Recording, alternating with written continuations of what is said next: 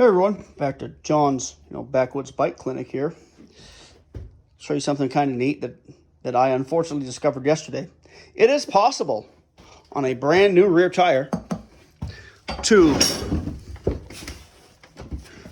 break the bead cable with common hand tools. I would say if you're not careful, but I was pretty careful with the whole process because I put a front tire on last weekend and did a bunch of pinch flats with it.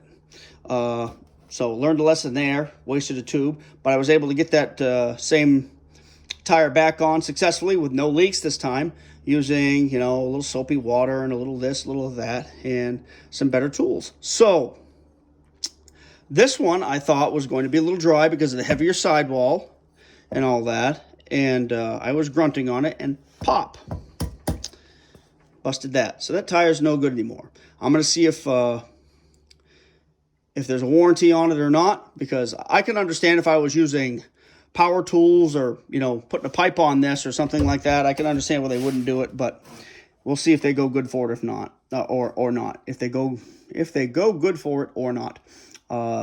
Doesn't matter. I already ordered a tire last night because I don't want to wait around to get the KZ on the road. So, adventures in tires, learning some stuff, sacrificing a little money to the gods of stupidity, but it is what it is.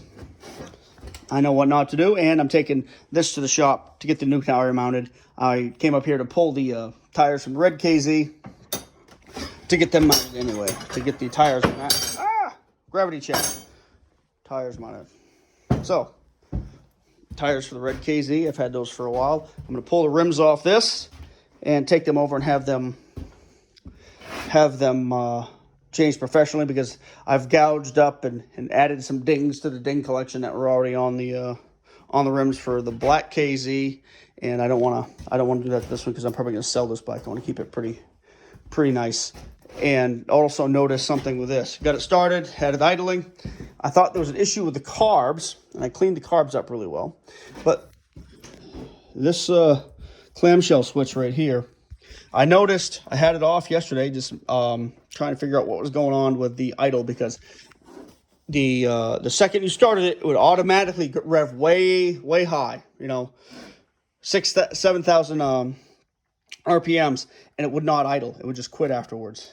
Turns out there was something going on in here where the cable here, you can see my big glob of JB Weld that's keeping that cable straight now.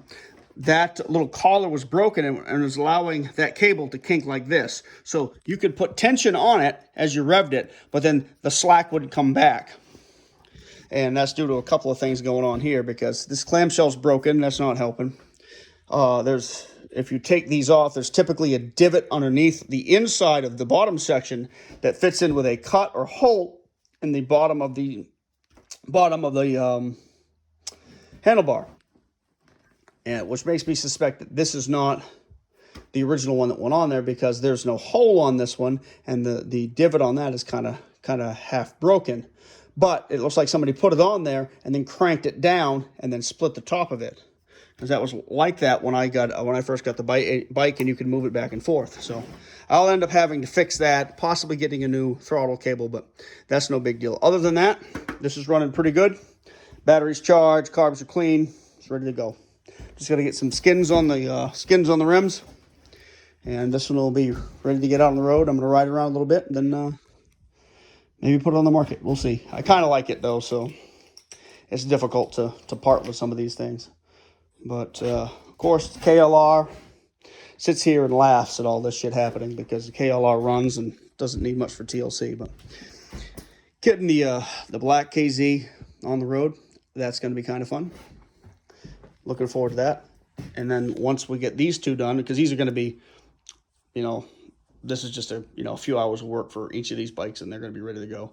And then I'm going to straighten out the KZ 750, because I've got some pretty good satisfying plans for that, but I'm not going to say anything about it right now. All right, guys, have a good one. See ya.